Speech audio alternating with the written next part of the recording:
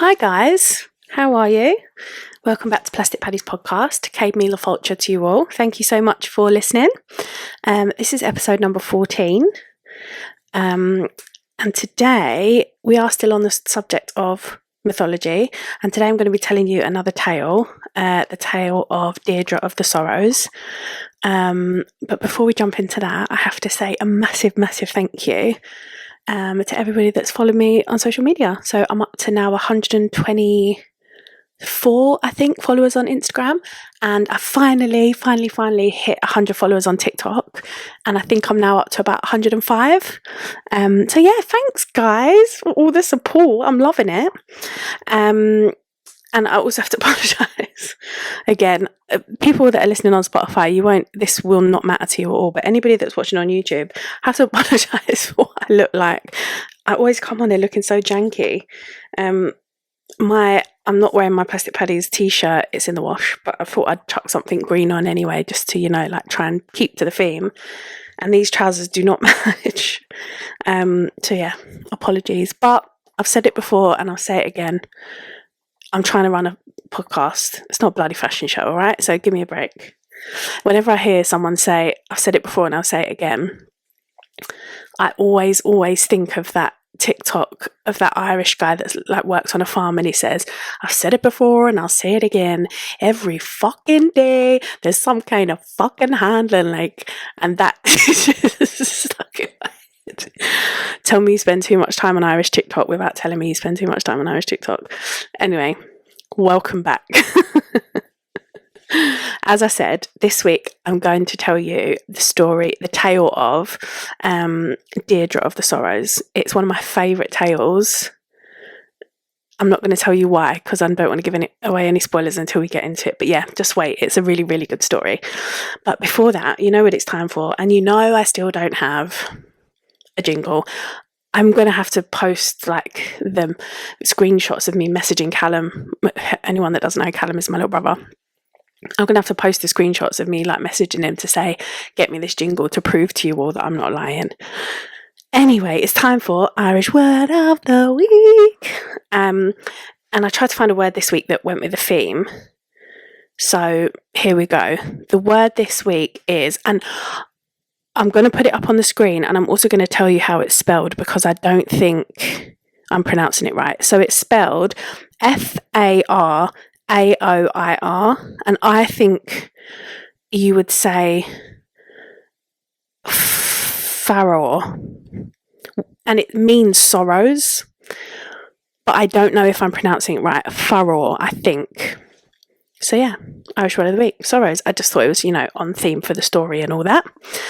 And I'm going to catch you up on my week. So how's my week been? I'm trying to think, what have I been up to? I went to Patricia's and we recorded another exciting Therapy Thursdays episode.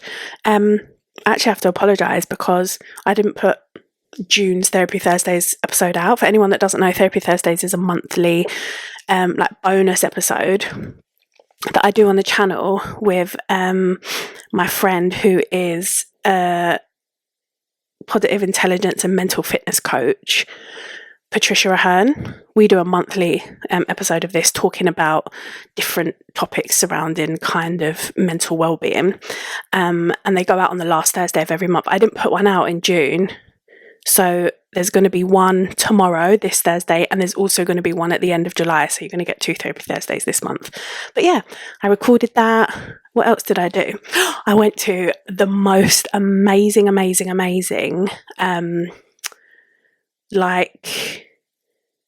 showcase night. There's this unreal group called the Irish Creative Collective who are based in London, run by this guy called Joe. Shout out Joe, by the way, because you gave my details to a comedian. I don't want to say too much because I don't want to give anything away, but basically you gave my details to a comedian and she's reached out and we're going to do a show together. So thank you. You're an absolute legend.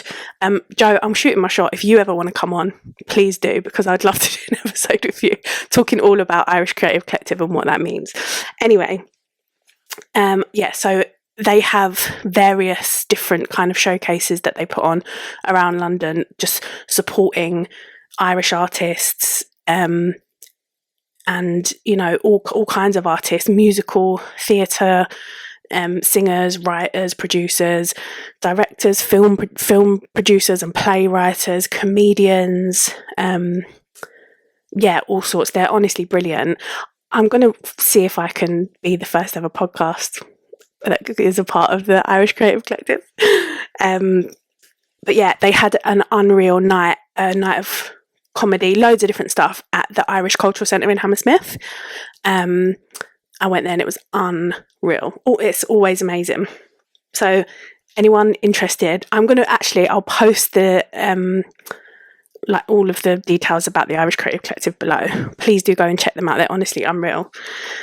What else did I do? I told you all I had a job interview. I haven't heard back from it yet. It's going to be sometime this week. So in the next episode, I'll be able to tell you if I got the job or not. Please keep your fingers crossed for me because I really want it. And yeah, I feel like that's all I've been up to this week. Oh, I'm also going away this week. I'm going up, me and my cousin are going to see Hosier. I'm so excited. He's playing in Manchester and my mum's family are all from up north. So I'm going to go and see them while I'm there. Go see my little nana Teresa. I'm staying with my nan as well. I'm so excited. I think I'm going to have a day in Liverpool as well. Second best city in the UK. At me, because it definitely is. Love Scousers, and there's a big Irish community in Liverpool as well. They're just legends. Absolutely love them. So I'm gonna have a day in Liverpool, going to Manchester obviously to watch Hosier, and then me and my cousin will probably just go. She's a big rambler. She's big into walking, so we'll probably go on a big nice big walk somewhere, and just spend time with my little nan. That's gonna be what I do. Anyway, enough of my week and what I've been up to. It's now time for Irish News Story of the Week. And this story is it's a bit of a funny one. Not funny, like hilarious, but it's just silly. So I don't know if anybody saw, but like all over places like Lad Bible, basically like all big like Irish media outlets were they all posted a story this week saying something along the lines of the government are offering people €80,000 to go and live on a remote island on the west coast of Ireland, and everyone was like, "Oh my god!" This like spread, like it went viral. Basically, it was like, "Oh my god!" Like I'm gonna go and move to the west coast. I'm gonna live on an island and blah blah blah. But what had happened is these media channels weren't posting the full details, and you know what it's like these days, everybody's attention span, nobody actually cares to read like the small print, let's say. Nobody actually cares to click on the article and read the full article. They just see like the Instagram post and they take it at like face value. So loads of people are like, "Oh, I'm going to move to Ireland. They're going to give me 80 grand to go and live on an island." I'd also have to say, you probably can't tell the difference between me saying an island as in ISLAND, or Ireland as in the country, IRELAND. It's just because my accent. I'm not going to start being like Ireland. I'm not going to do that. It's Ireland and Ireland to me, unfortunately. I've got a London accent. I don't know what you want me to do. But yeah, so loads of people were like, "Oh, I'm going to go live off the west coast of Ireland." And the government have had to come out and say, no, that's not what's happening. You haven't read the full terms and conditions. And it's sort of a bit like, I suppose, I was going to say sneaky, but it's not really sneaky, because if you just click on the article or the link, all the details are right there. And basically what it actually says is, so I'm quoting this now. So what it actually says is, to receive a cash incentive, those interested need to commit to purchasing a vacant or derelict house built before 1993, and it has to have been empty for at least 2 years.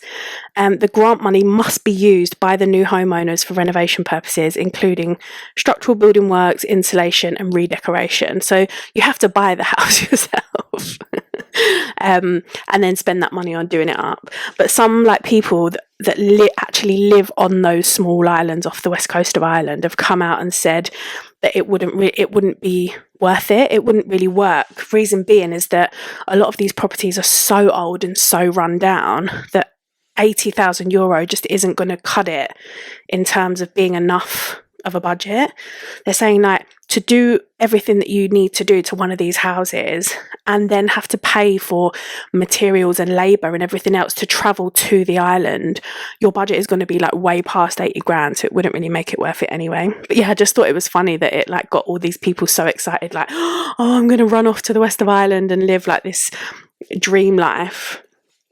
But yeah, very misleading. But you know what, when I first saw it, I was one of the people that was like, oh, this is it, my opportunity is here, I'm going to go live out my dream. It literally is my dream to go and just live, you know, isolated on an island off the west coast of Ireland, just not talk to anybody, don't see anybody, just me and the cows and the sheep and the water. Like what's that film called, The Banshees of Inisherin? That is my dream life. I know a girl, I won't say her name, but she is from Ireland, and I met her through working in London. That's all I'll say. I won't say any more than that. But she grew up on one of the islands. You know, there's like Inishbofin, Inishturk, Inish whatever. I won't say which one again, but she grew up on one of those islands, and her family like run the island basically. Her dad is like the captain of the boat that takes people from the mainland to the island. Her mum like is she like the mayor or the head of like tourism or something for the island basically. It's like her family is like run this island basically. And she told me she went to primary school there. There was her, and I think, if I remember correctly, she said 6 other children in the whole of the primary school. Like, that was her primary school life. Like, how idyllic is that? And they don't have a secondary school, so they have to go over to the mainland to go to secondary school, and they live with like a host family. And she always said that she thought of this host family as like her second family, which was lovely. But yeah, like what an amazing, like idyllic life. So yeah, when I read that, I was like, oh, my dream is coming true. But alas, it is sadly not to be yet, because I will get there, okay? Also, I have some exciting, it's not so exciting for you guys, but it's exciting for me. My application for my citizenship is done. They've got it. I think takes a good few months, but I'll keep you updated. Soon I'll have a nice shiny Irish passport to go along with my disgusting blue Brexit one. Anyway, let's get down to business. As I said, I'm going to tell you the tale of Deirdre of the Sorrows, and this tale is from the Ulster cycle. But of course, because the cycles are so big, and I just wanted to give an outline of them, there's a lot of tales that I haven't been able to tell, or or have had to skip over. So basically, do you remember, if anybody's listened to the episode that I did on the Ulster cycle, you'll remember a guy who is named Crocha MacNessa. So Crocha MacNessa features in this story also, and it is based in Ulster around the time that he is king. So he's king of Ulster, and he has got a very close friend who is a bard. And you'll remember that I said back in the days, poets and bards worked very closely with the king, and they were incredibly well respected in Irish society. They were, extremely intelligent. People went to them for advice. They were listened to in society. They had a lot of influence.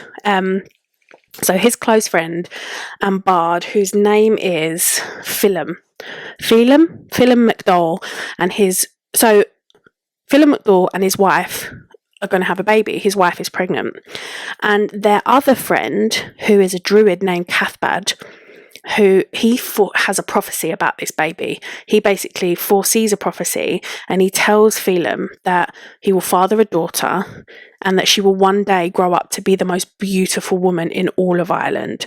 So Phelim and his wife are like, of course she is. She's our daughter. Like parents are like, what do they say? I'm biased. Like they're like, of course she's going to grow up to be the most beautiful girl in Ireland. She's our daughter. And Cathbad's like, well, that's not all, because her beauty is actually going to she's going to be so beautiful that she's actually going to cause havoc and chaos. She will bring sorrow and war to the land, and she's basically going to be the ruin of all of Eire. So news of this prophecy eventually reaches the King Crocha, and his advisors and all his guards are all telling him that when the baby's born, we need to take her away from her parents and just kill her, because we need to spare Ireland from the misery. It's not worth putting everybody through this for the sake of one, little girl. But something you need to know about King Crocha is that he is a ladies' man. He has a reputation for being extremely kind of insatiable. He's got an unhealthy sexual appetite. He's a bit of a, sexual beast. He loves the ladies, basically. Well, he doesn't love them, as in, like, he's not in love with them. He basically wants to own them and, like, have sex with them. He wants them for their bodies. He's a dirty, dirty boy, is what I'm trying to say. So instead of being like, okay, let's go and get the baby and just kill it, he says, you know what, actually, if she's going to grow up to be the most beautiful woman in all of Ireland, I'm going to marry her, because I am the king and I want the most beautiful woman in all of Ireland to be my wife. So he tells his men to go and take her from her parents, but not to kill her. He decides to place the child in the care of this woman who is a poet named, now bear with me because this is a long name and it's quite, I'm going to pronounce it the best I can. I think the name is Levarsham. I think it's Levarsham. So he orders them to go and take the baby, put her in the care of Levarsham, and he wants her to raise the baby basically until she's at the age where he can marry her, like legal age. So baby girl is born and they end up naming her Deirdre. And sure enough, Crocha sends his army to take the child, places her with Levarsham. And sure enough, the prophecy is fulfilled. As she grows, Deirdre does become, more and more beautiful, and she is the most beautiful woman in all of Ireland. So she's living happily with this poet, living her best life. And one day she's on a walk through the woods in Navan, which is where they live. She comes across a dead lamb. It's like, she doesn't know what's killed it, but it's like bleeding out on the floor. And a black raven flies down in front of her and starts feasting on the corpse of the lamb.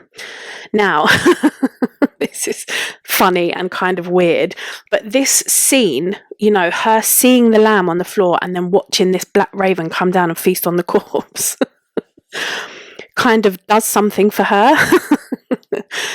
She's like, oh, I'm into this. She's like, there's something about this, like, black and white, the white lamb and the red blood. There's something about this situation that's kind of like turning me on. So she makes a decision that her heart is only ever going to be reserved for a man who has hair as black as a raven, skin as white as the lamb's coat, and whose lips are as red as the blood of the dead lamb. She's basically just discovered her type in men in the most obscure and bizarre way that anybody possibly could. So she's decided this is the type of man she wants. Fine. Listen, whatever floats your boat, babe. You get it where you can get it, girl. So not long after this, she sees that scene. She's walking in the woods again, but this time she's with Levarsham. I think that's her name. Levarsham. And she sets her eyes upon the most handsome, the most beautiful man she's ever seen in her life. And of course, what has he got? Black hair, pale skin, and blood red lips. Which, I'm sorry, but if you ask me, that's terrifying. It's like a Dracula. It's like, what's his name? What's that guy, the vampire out of Twilight? Cullen? Jacob Cullen? Yeah, that's what I think of when she sounds like she's describing a vampire. But listen, like I said, each to their own. If that's what you're into, that's what you're into. Anyway, she sees this guy. Oh my God, it's the most beautiful thing I've ever seen in my life. And she's thinking to herself, this is it. This is the guy I'm going to marry. So she says to Levarsham, the poet, who is that? And Levarham's like, this guy's name is. Now, I'm going to pronounce this the way I think it's pronounced, and I don't think it's right, but it looks like it should be pronounced Naoise. I'll put it up. It's spelled Naoise. I'll put it up on the screen. If anybody knows the correct way of pronouncing it, again, please do tell me. And it turns out he's the grandson of Cathbad, who is the druid that basically foretold the prophecy of Deirdre being born, and that she was going to be the most beautiful woman in Ireland. And she's like, Lyrical, the poet, is like, why do you ask? Why are you asking about this guy? Are you into him by any chance? Has he caught your eye? Deirdre's like, my eye? He's caught more than my eye, I tell you that. This man has got my whole heart. Like, I need him. I want him. He's going to be the man that I marry. I will have him, basically. Please introduce me. She says, you've got to set up a meeting. So Lyrical agrees and basically arranges a meeting for the young couple. So they meet, of course, and as soon as Naoise, I think that's his name, sees her, she's the most beautiful woman in Ireland. He falls in love with her straight away. But remember, basically the whole reason that Deirdre is living with this poet lady in the first place is because she's kind of like on hold for Crocha to marry her. He's like, when she is of age, I want her to be my wife. She's basically approaching that time now. She's almost of legal age, the age of consent, even though women didn't have, consent. If a man wanted to marry them, basically that was it. So she's almost at the age of consent, and she knows that if Crocha finds out about her and Naoise, he will kill both of them. He's like, the king. He can't have somebody embarrassing him like that. So Naoise goes to both of his brothers and tells them the predicament. We're in love and we want to be married, we want to be together, but the king, we don't know what to do. So together the brothers, Naoise and Deirdre, all come up with a plan, and basically they say, we're going to run away. They know they've got to leave Ireland, otherwise they're going to die. So they flee Navan, they make their way across County Antrim, and they journey to the kingdom of Caledonia, aka Scotland. So the four of them settle in Scotland and live happily together, whatever. Crocha is back in Ireland, and when he finds out they've run away, he's absolutely furious. With each day that passes, he's just getting more and more humiliated and more jealous that Deirdre chose this young boy, over wanting to be his wife. He can't quite believe it, shocked and appalled. But being the king, he's got spies all over the place. So through this network of spies, he ends up finding out that the couple and the brothers are now in Scotland. Because they're living outside of Ireland, there actually isn't much that he can do in terms of finding them and punishing them. It isn't his... Alaba is not his jurisdiction. He doesn't have power there. He can't carry out punishment on that land. So Crocha sort of has to come up with a plan of how to get them back to Ireland. So he decides that he is going to have to trick one of his soldiers into going to Scotland and bringing them back. And he has to decide which of his soldiers is the most honest, the most pure-hearted. Who are they going to trust the most, basically, if I send this soldier to go and get them? And he decides on a man named Fergus. So he tasks Fergus with riding to Scotland and bringing the group back. And he basically told Fergus that all is forgiven. He said, I wish nothing but happiness for Deirdre and Naoise, and the brothers too. Actually, they're very valuable at being soldiers for me, and they're too valuable to lose. They're really good fighters. I don't want to lose them.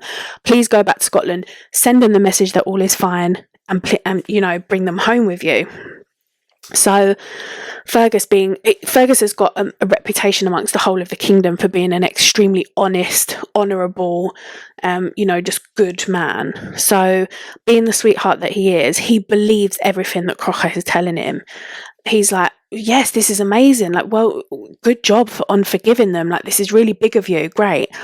So he sets off on his journey, and along with his 2 sons, he brings his 2 sons with him, really excited to deliver the good news, that they've been invited back home, all is well, and when they arrive, they're going to be opened with welcome arms. Little does he know that Crocha is lying to him, and this is all part of the plan. Fergus arrives in Scotland, delivers the message to the group. Naoise's brothers, 2 brothers, have been really homesick. They're missing home a lot. So when he tells them, they're really relieved to hear that Crocha wants them back. And they're like, oh, this is amazing news. Let's go. They're like really eager. But Deirdre is she knows a bit better. She's like, there's something fishy going on here. I don't trust, that what he's just forgiven us out of nowhere and now we can come home. But the only thing that kind of persuades her is the fact that it's Fergus telling her this, and again, he's got such a good reputation. And you have to remember, Fergus doesn't know that what he's saying isn't true. Like, Croch has lied to Fergus as well. So Fergus has met the group and is telling them what he believes to be true. So there wouldn't be any telltale signs of him lying. Do you know what I mean?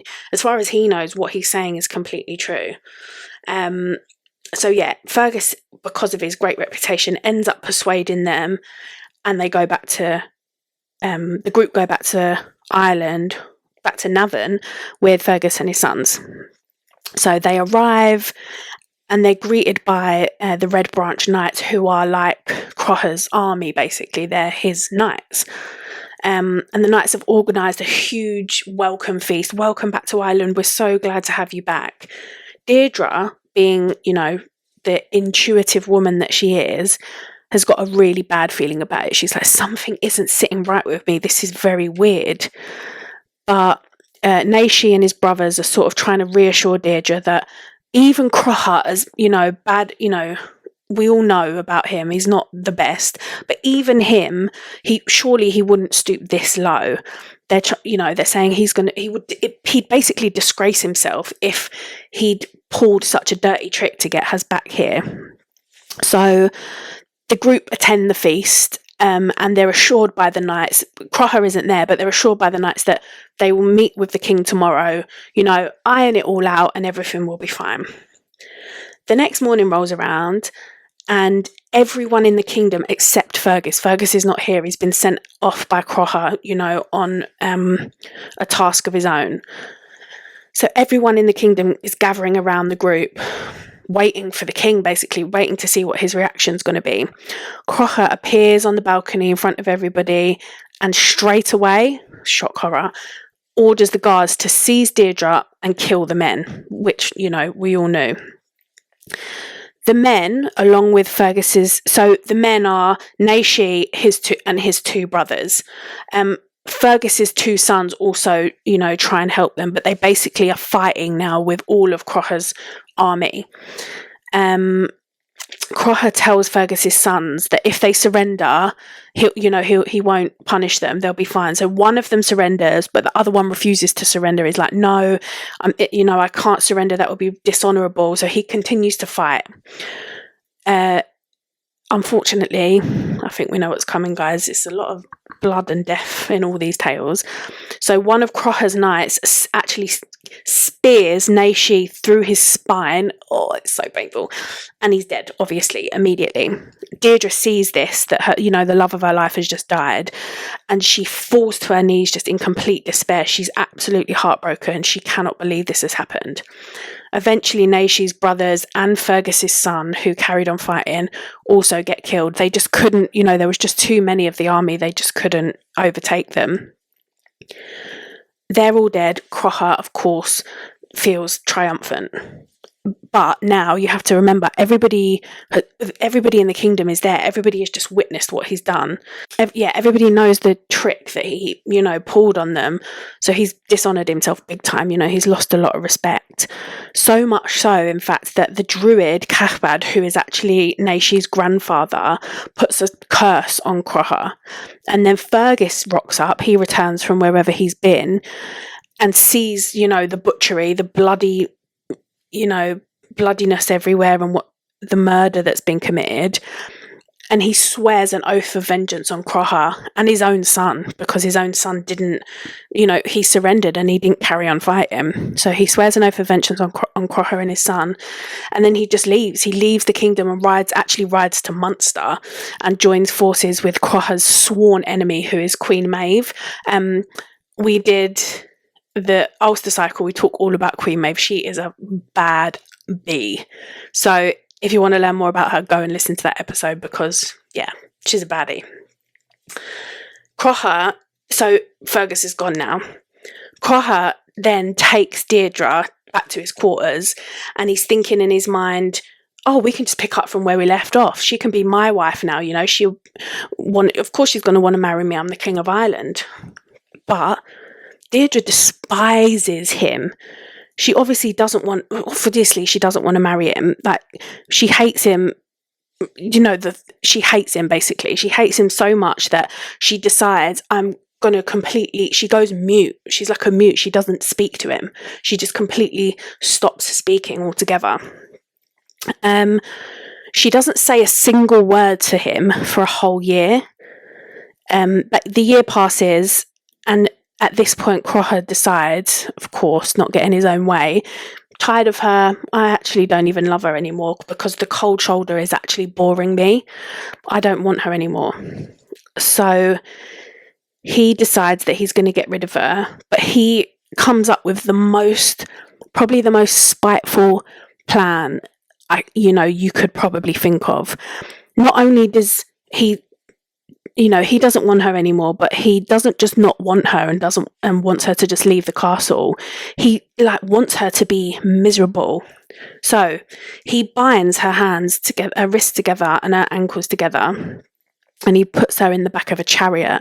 He's decided that he's going to go and give her as a gift, like she's property, to one of his soldiers. But it's not just any soldier, it's actually the soldier that murdered Naoise, the love of her life.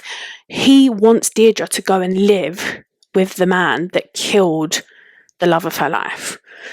So she's in the back of this chariot, and on her journey, Deirdre finds out where she's going and who she's going to go and live with. And she can't bear that. The thought of that is too much for her. The thought of this man that killed the love of her life makes her sick. She's like, there's no way. So this is really sad, but she makes the decision to throw herself out of the carriage, and she does that, and she lands and smashes her head open on a rock and dies, basically, which is so tragic. Deirdre's body gets buried. This is so lovely but so sad. Deirdre's body gets buried in the grave next to Naoise, and as the years pass, a tree grows out of each grave, and they grow towards each other and become entangled. So basically, Deirdre and Naoise were finally together again as trees forever. Aww, the end, guys. That's the end of the story. I just love that tale. I think it's got everything: drama, passion, romance, violence, all the things that you want from a good drama. It's the drama, Mick. I just love it. I've been non-stop saying that this week. Gavin and Stacey, best show ever. Anyway, I'm going to shut up now, guys. Thank you so much for listening again. Please, all the YouTube jazz, subscribe, comment, share, all that stuff. Follow me on Instagram and TikTok. It's Plastic Paddies Podcast on all socials. I really want to get my followers up, so please do. Listen wherever you get your podcast: Spotify, Apple Music, Amazon Music, etc. Also go and listen to my Plastic Paddies podcast playlist on Spotify. I'll link it below as well. Thank you so much for listening again, and I'll see you next week. Shanae, bye.